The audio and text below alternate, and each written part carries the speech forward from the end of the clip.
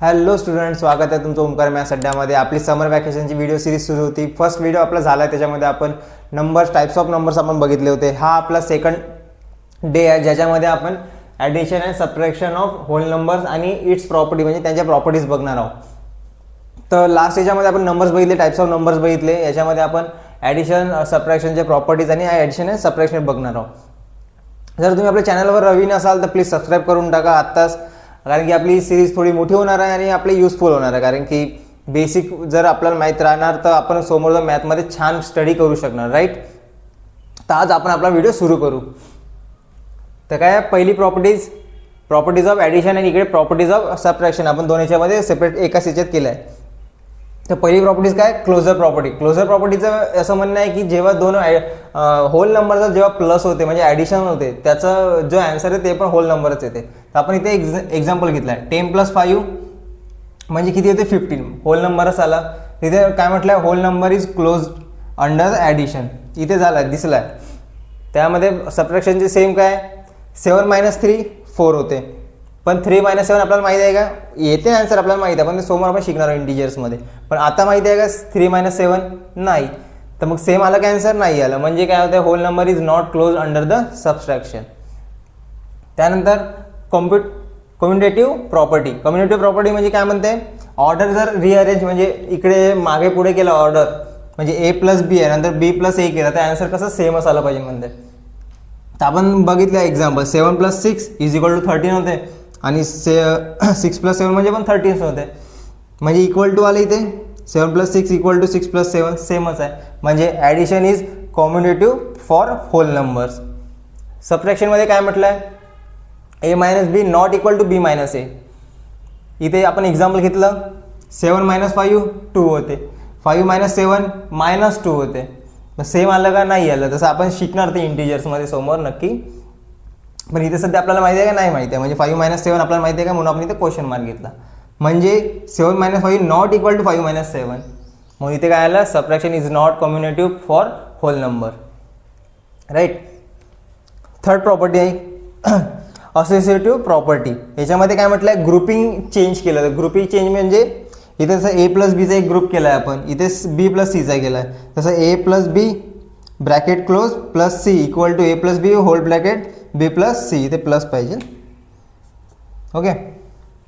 त्यानंतर आपण इथे ॲडिशन्स केलं आहे नंबर टाकून, 3 + 5 + 4. ब्रॅकेटचं पहिले आपण प्लस करतो, 3 + 5 8 4 8 + 4 12, राईट.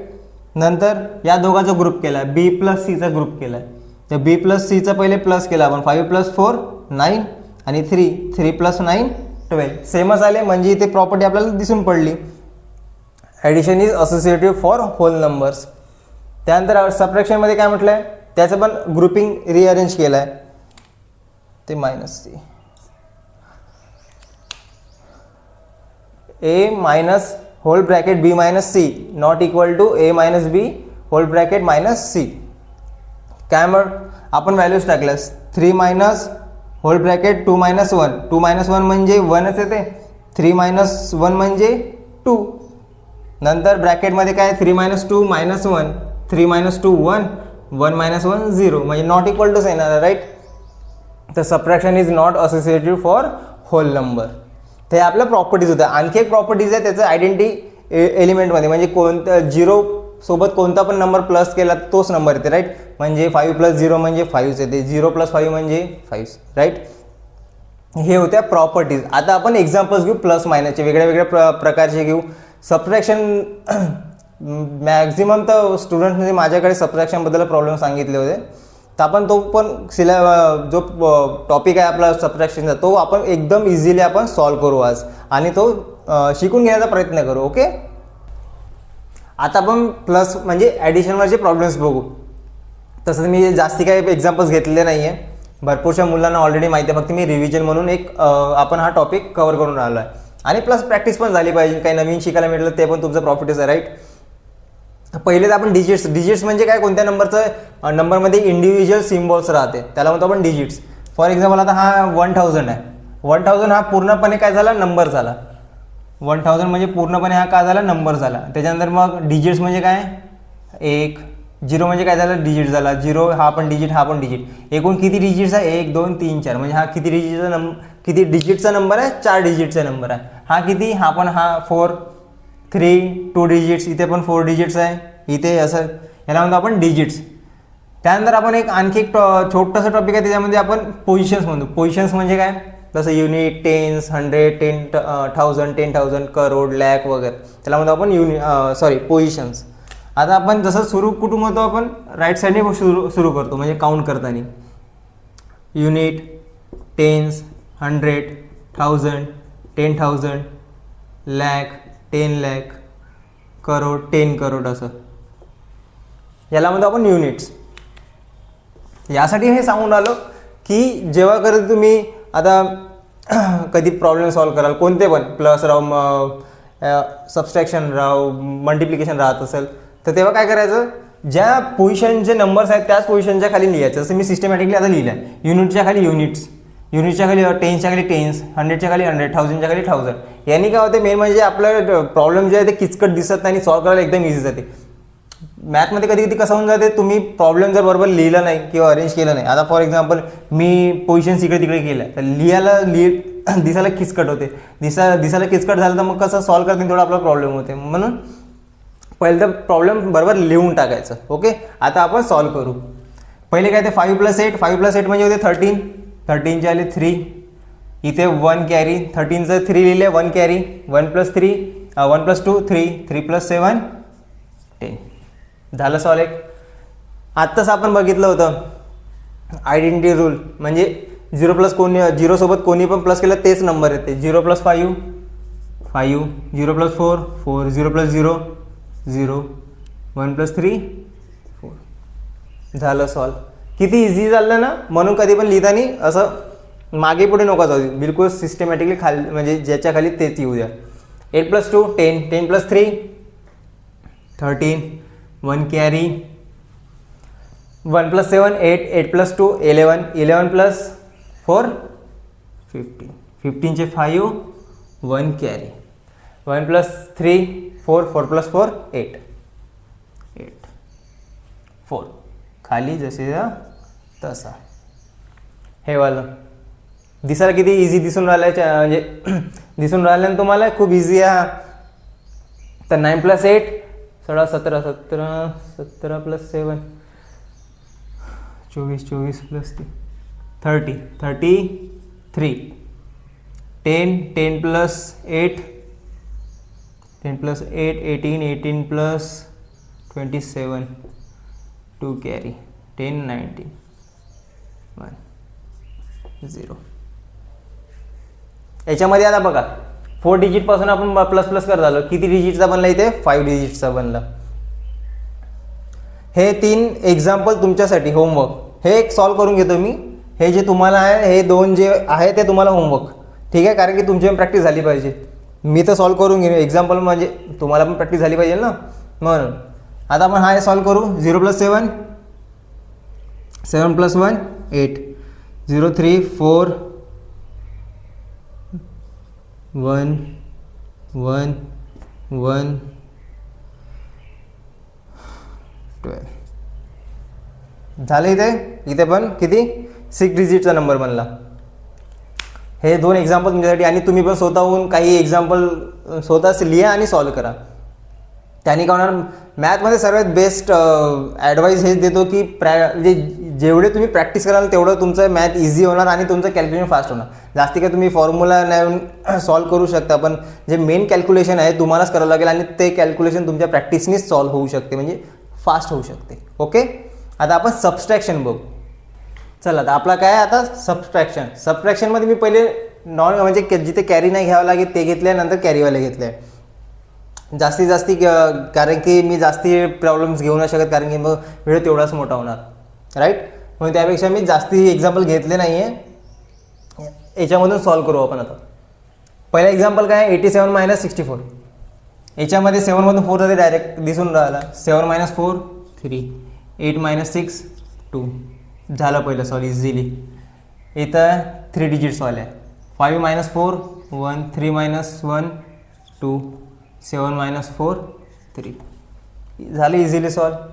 नेक्स्ट आता इथे बघा लिहिलं ना आपण बिलकुल टेन्सच्या खाली टेन्स पोझिशनमध्ये जे इक्वल स्टेटमध्ये लिहिलं सिस्टमॅटिकली दिसलं म्हणजे सॉल्व करायला पण कसं इझी झालं. मी समजा 8 इकडे केलं असतं ते असं म्हणजे थोडं इकडे वाकडे झाले असते ना तर प्रॉब्लेम करायला सॉल्व म्हणजे किचकट झालं असतं मग बाकी काही नाही. याने दिसायला छान दिसते. आता 9 - 8 1 9 - 8 1 7 - 6 1 8 - 4 4 झालं सॉल्व. नंतर 9 - 9 0 अंडा 8 - 3 5 5 + 5 - 4 1 आणि 3 - 2 1. हे पण झालं इझिली सॉल्व बिलकुल. आता इथे कॅरीवाले म्हणजे आता एक इथे आपण नंबर्स घेतला दिसून तर आपल्याला माहिती आहे 7000 मोठा आहे 6000 पेक्षा तर आपल्याला माहिती आहे याच्यामधून हा नंबर जाणारच आहे. आपण एक कम्पेअर केलं डायरेक्ट लॉजिकली. पण आता बघू आपण युनिटमधून युनिट काढावं लागेल. 8मधून 9 जाते का नाही जात. 5मधून 8 जाते का नाही जात. 2मधून 5 जाते का नाही जात. मग 7मधून पण 6 जातो का नाही. मग काय करायचं मग काय म्हणते 8 5ला मागते. यार माझ्याकडे मायनस करायला नाही आहे म्हणते नाही मी कसं करू तर 8 काय करतो 5ला मागतो. पण 5कडे पण 8 मायनस करायचं आहे. 5 म्हणतो थांब म्हणते मी करतो म्हणते काहीतरी अरेंजमेंट. 5 2कडे येतो. 2 पण त्याला तेच म्हणते यार मला पण 5 मायनस करायचे आहे मला पण काहीतरी अरेंजमेंट करावं लागेल. मग तो काय करतो 2 जातो 7कडे. 7ला म्हणतो यार मला 1 कॅरी दे. तो काय करतो 7 याला 1 एक कॅरी देऊन देतो. 2ला भेटला एक कॅरी म्हणजे तो झाला 12. मग 5 तर रेडीच होता. मग 5 म्हणते यार 2 तुला 12 झाले यार तू मला आता 1 कॅरी देऊ शकतो. 5 काय करतो एक कॅरी घेतो. त्याच्याकडे किती झाले 15. मग 8 तर बाकी ऑलरेडी पहिले आलाच होता 8 यार म्हणतो मला कॅरी दे म्हणतो तो. मग काय 8 पण एक कॅरी घेऊन घेतो. 15मधून 1 गेला 14 आणि 12मधून हा इथे ऑलरेडी गेला होता 13 सॉरी 11. झालं अरेंजमेंट. कॅरी करत आलो. हे समजलं नसेल तर समोरचं आणखी समजणार आपण इझिली घेऊ. 18 - 9 9 14 - 8 6 11 - 5 6 6 - 6 0 अंडा. झाला पहिला सॉल्व इझिली. हे एक बघा कॅरीचं एक सिस्टीम सांगतो. कन्फ्यूज झालं असेल तर काही प्रॉब्लेम नाही. आम्ही पण आहे आणखी 2-3 एक्झाम्पल्स. 0मधून 8 जातो का नाही जात. 7मधून जातो का नाही जात. तर काय करतो तो हे सर्व 0 पहिले हा 0 एक 1ला मागून घेतो. किती दे म्हणतो तो 10. मग हा 0 याला मागतो. मग याने एक याच्याकडे दिला 10मधून किती राहिले 9 याच्याकडे 10 झाले. मग हा याला मागतो 10 सेम. हा 0 याला मागतो इथं झाले 9. हा 0 आहेच त्याला पण पाहिजेलच होता 10. आता तर मायनस इझिली होते. 10 - 8 0 9 - 7 2. मग इथे कोणी आहे का मायनस करायचं नाही आहे. मग डायरेक्ट करून टाकाल 1 2 3. हे झालं आन्सर. दिसायला पण किती सोपी आन्सर होतं. किती 1 लाखमधून फक्त 78 मायनस करायचे होते. पण कधी कधी कन्फ्युजन जाते यार कसं बा म्हणून. काही प्रॉब्लेम नाही. आता हे वाला सॉल्व करू. 0मधून 0 गेले 0 काही प्रॉब्लेम नाही. कॅरी घेताना पहिले बघायचं जर तो कॅरी देऊ शकतो साईडचा तर देऊन द्यायचा काही प्रॉब्लेम नाही. बाकी असं 8 एंडपर्यंत यायची काही गरज नाही आहे. जसं इथे 0मधून 0 गेले 0. आता डायरेक्ट हे तर सगळे 0 आहे. मग इथे डायरेक्ट 2वरून घ्यावं लागेल कारण की 2च्या खाली कोणी आहे का मग नाही. मग 1पर्यंत जायची गरज आहे का नाही आहे बिलकुल गरज. मग 2 सीटपर्यंत थांबून जायचं. मग काय करायचं बा या 2चं काम झालं. या 2ला काम आहे. या 2ला काम आहे. या पण 2ला काम आहे. तर हा 0 काय करतो इथे करतो याला कॅरी मागतो. इथे राहिला 1 0नी 1 कॅरी घेतला म्हणजे किती झाली इथे 10. मग या 0ला एक कॅरी दिला त्यांनी म्हणजे किती झाले इथे 9 राहिले इथे झाले 10. याला पण कॅरी पाहिजे. मग घे बाबा तू पण घेऊन घे चल. याने स्वतःकडला एक दिला याच्याकडे राहिले 9 याच्याकडे झाले 10. 10मधून 9 गेले 1 9मधून 2 गेले 7 9मधून 3 गेले 6 1 1. हे झालं सॉल्व. हे वाला आहे लास्ट एक्झाम्पल. 0मधून 9 गेले, 9 सॉरी 0मधून 9 जाते का, नाही जात. फ्लोमध्ये मी थोडीशी चुकी केली होती ना. चला काय करतो मग, तेच उधारीमध्ये घेतो तो. मग डायरेक्ट याच्यामधून घेतलं, इथे झाले 10, याने घेतला आणखी एक, इथे झाले 9, इथे झाले 11. 1 कॅरी घेतला ना, 1ने 1 कॅरी घेतला म्हणजे 11 झाले. मग 0ने याच्याकडून 1 कॅरी घेतला, इथे 10 झाले, इथे झाले 10. इथे याने पण घेतला, मग इथे झाले 13, याच्याकडे झाले 9च. याने घेतला उधारी 10, इथे झाले 12. मग करा आता डायरेक्ट. 10 - 9 1, 12 - 9 3, 9 - 9 0, 10 - 9 1, 9. इथे काही उरलंच नाही. हे झाले आपले सॉल्व. हे झाले कॅरीवाले. कधी कधी असं होते की एकदम लास्टपर्यंत कॅरी घेण्याची गरज नाही, तर डायरेक्टच होऊ शकते. फॉर एक्झाम्पल इथे घेऊ आपण 7 8 2 3 -4 9 8. हे एक एक्झाम्पल घेतलं आपण. 3मधून 8 जातो का, नाही जात. 2मधून 9 जातो का, नाही जात. मग 8 पण आणू शकतो, कारण की 7ला काही काम आहे का, आणि 8 देऊ शकतो डायरेक्ट, कारण की 8मधून 1 पण दिला त्यांनी तर 7 राहते, 7मधून 4 जाऊ शकते, राईट. तसं याने कॅरी दिला याला 7, इथे झाले 12. 12मधून याने 1 कॅरी दिला, इथे 11 झाले, इथे किती झाले 13. मग 13मधून 8 गेले, 13मधून गेले 5, 11मधून 9 गेले 2, 7मधून 4 गेले 3, आणि 7 जसं तसा. आपण आणखी एक एक्झाम्पल घेऊ, जसं 8 6 3 5 2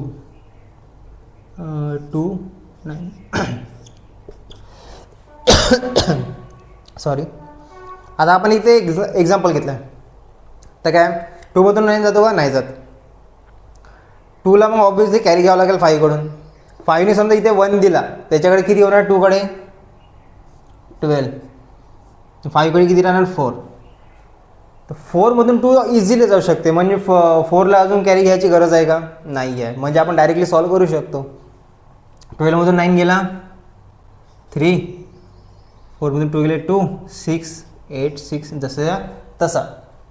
फक्त एवढंच म्हणायचं आहे की नेहमी लास्ट नंबरपर्यंत कॅरी घेण्याची काही गरज नाही आहे, कारण की कधी कधी तुम्ही ते बघून राहिलं आहे की आपण 3rd नंबरपर्यंत कॅरी घेतली, इथे 2 नंबरपर्यंतच कॅरी घेतली, राईट. तर प्रॉब्लेम्स बघू तसं कॅरी घ्यायचं, नेहमी असं लास्टपर्यंत येण्याची काही गरज नाही आहे. तर मित्रांनो, हा व्हिडिओ आपण इथेच संपवू. जास्ती मोठा व्हिडिओ बनवू शकत नाही, माहिती आहे मला तुमचे समर वॅकेशन चालू आहे. हा व्हिडिओ तुम्हाला कसा वाटला नक्की आम्हाला कमेंटमध्ये कळवा. होप तुम्हाला सर्व कन्सेप्ट समजले असेल, सर्व टॉपिक समजले असेल, आणि काहीतरी आज नवीन शिकायला मिळालं असेल. हा व्हिडिओ कसा वाटला नक्की आम्हाला कमेंटमध्ये कळवा. तुम्ही आपल्या चॅनलवर नवीन असाल तर प्लीज सबस्क्राईब करा, शेअर करा तुमच्या सर्व मित्रांना, जेणेकरून आपल्या चॅनलबद्दल त्यांना कळेल आणि आपल्या व्हिडिओ सिरीजबद्दल कळेल, कारण की ही व्हिडिओ सिरीजमुळे तुम्हाला आणि तुमच्या फ्युचरमध्ये आणि तुमच्या स्टडीमध्ये नक्की हेल्प होणार आहे. तोपर्यंत छान अभ्यास करत राहा, छान एन्जॉय करा तुमचं समर वॅकेशन. आपण पुन्हा नवीन टॉपिक घेऊन पुढच्या व्हिडिओमध्ये. तोपर्यंत बाय.